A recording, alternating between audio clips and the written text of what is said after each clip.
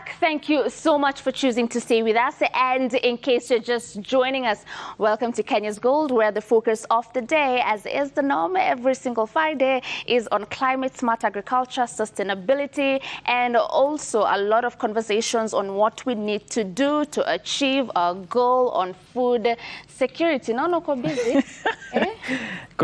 Kuna maswala ambayo yanafunzwa hapa. Angalia hayo matawi.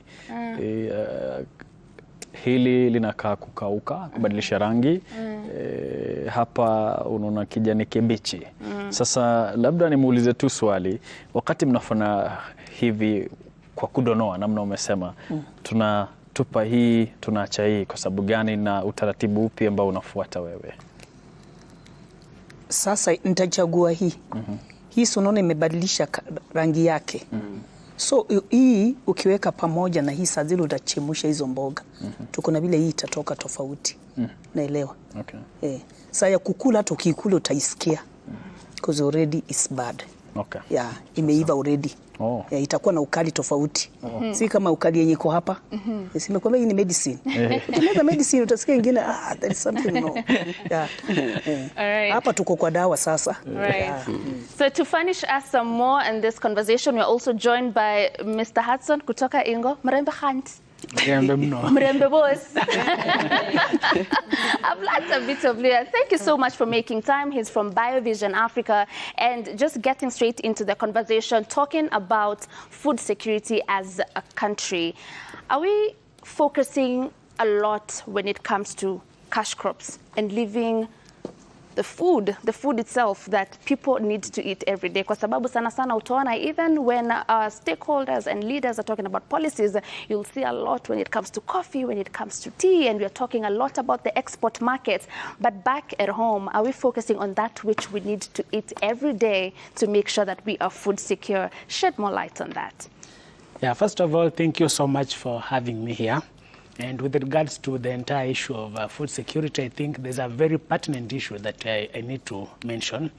And this is the issue of gender equity. Now, you realize that when women, like the ones here, when they farm, they do it to feed their families. But then when it comes to men, they do it to make money. And this money, when they make it, it doesn't necessarily go into feeding their families. And so women play a very important role in feeding our country or feeding our families. And so when we involve women in our agriculture, that's one of the pillars of ensuring that as a country we can feed ourselves.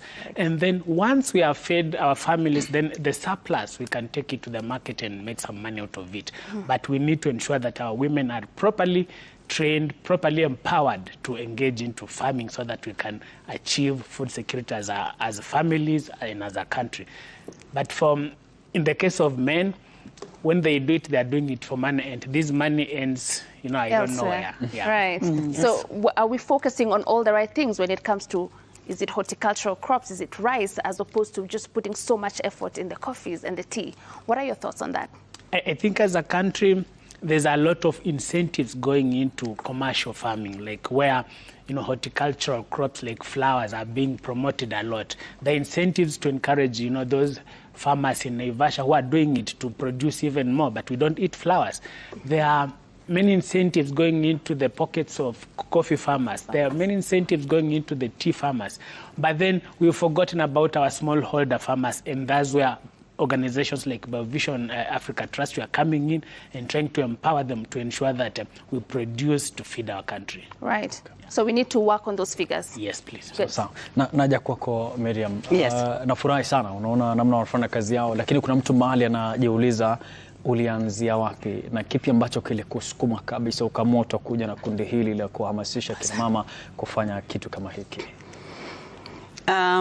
Inspiration yangu ilikuwa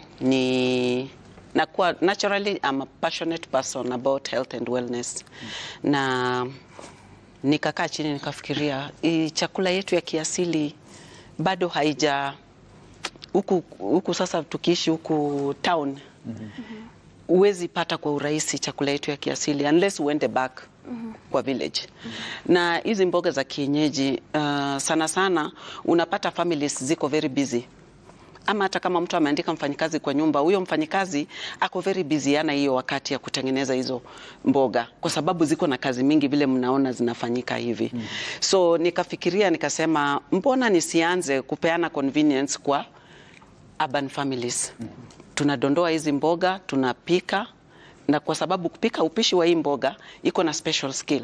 Si mboga inapikwa tu vile umefikiria, iko na special skill. Na nikakaa chini nikafikiria, nani anajua kupika hizi mboga? Ni hawa wamama. Kwa sababu ya umri yao wanaelewa hizi mboga kupika. Na kuongeza kwa hayo, tukakaa chini pia tukafikiria vile nilianza way back 2014. Okay. Na wamama wengi hapa nilianza nao na bado tuko pamoja. Kwa sababu tulisema tufanye empowerment, isikuwe tu ni kutengeneza mboga na kuuza. Ni nini tunaweza fanya ndio hao wamama pia maisha yao ifanye nini? Ibadilike. Ndio tukaanza tukaliz shamba. Tukaanza kupanda sisi wenyewe, kwa sababu tulikuja kugundua tukienda sokoni mboga ya kienyeji ukitaka ile original kupata saa zingine ni ngumu. Na kabla tufike hiyo wakati ya kupata farmers wale wanapanda mboga ya kienyeji organically na ile special seed ile ya traditional. So umesikia akisema hii ukali ndio dawa. Managu hii kali sasa ndio ile traditional kabisa. Hiyo ndio original. So tukaanza hiyo farming, na the first harvest nakwambia tulifurahi kwa kazi, kwa sababu wamama walitoa mboga kwa shamba yao wakaleta kwa kampuni. Na tukatengeneza, tukafanya nini? Tukauza. So ukiona tumeenda kwa farmers ama tumetafuta mboga kwingine, ni kwa sababu yetu imeisha. Okay. So tukaanza hivyo, wakaanza kujikimu kimaisha na tukaanza kukua relevant, kwa sababu tulianza 2014 na nilianza tu kidogo kidogo. Tukaanza tukagrow mpaka tumefika mahali tuko. Right. So it is all about health and wellness, and these traditional vegetables have got all the vitamins that one may need and all the nutrients that we may need that we may not get from these other vegetables, the conventional vegetables like sukuma, cabbage. Hizi mboga za kienyeji now is the real deal, because hizi mboga zilikuwa zina grow kitambo in the forests. Okay. Hazikuwa zinapandwa. Well. So kama saa hizi hata tukiongea tunaelekea pale mahali tunataka kwanza kuprotect hiyo seed yetu. Hiyo traditional. Tunapanda tu seed, tuna harvest, tunaweka wenyewe. Right. Ndio tukue na hiyo continuity. Sawa, asante. Now you've talked about you list land in order for you to have your women and practice agriculture. Yes. Mr. Hudson, given that we are living in a very patriarchal system, we are yet to do away with that. Tutapata, for women like this who are very key in the agricultural sector, owning land can be quite a challenge, kwa sababu utapata even when it's inheritance time, vijana ndo wanakuwa priority, au ndo wataachiwa shamba, and the women are there and they can partake in agriculture.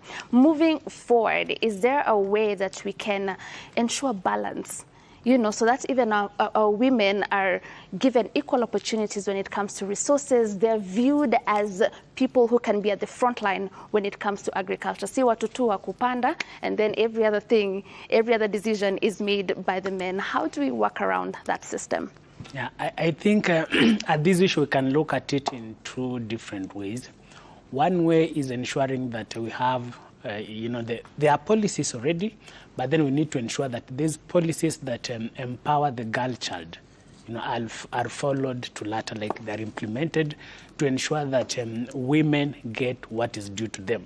I have heard of many cases where, women were given land, but then taken away by their brothers on the thinking that women are not supposed to have access to land.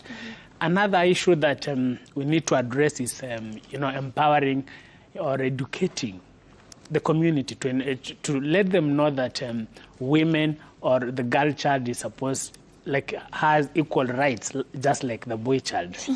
If we understand, then such fights will be reduced. But if we go the legal way, then you'll find people not accepting or appreciating this fact that women are entitled to access such resources just like men. And so we need to do empowerment, educating both men and women so that they can understand the importance of a girl child having access to these resources, and then now going the legal way to ensure that our laws which protect the girl child are implemented too. Right. Yeah.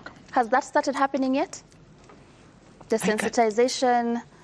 The sensitization is there. The organizations like where I work, by Vision Africa Trust, we are doing that to educate, both men and women, to ensure that, to let them understand that women need to have access to these.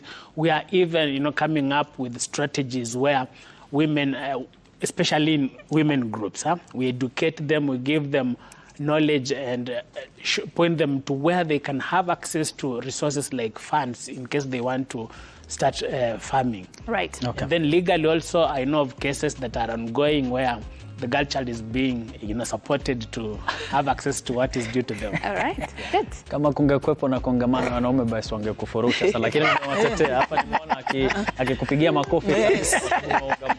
Mtazamaji, unafuatilia kipindi cha Kenya's Gold, kipindi ambacho kinakufunza mengi kabisa kuhusiana na masuala ya kilimo. Tunaendelea kudonoa mboga hapa, lakini sasa twende mapumzikoni.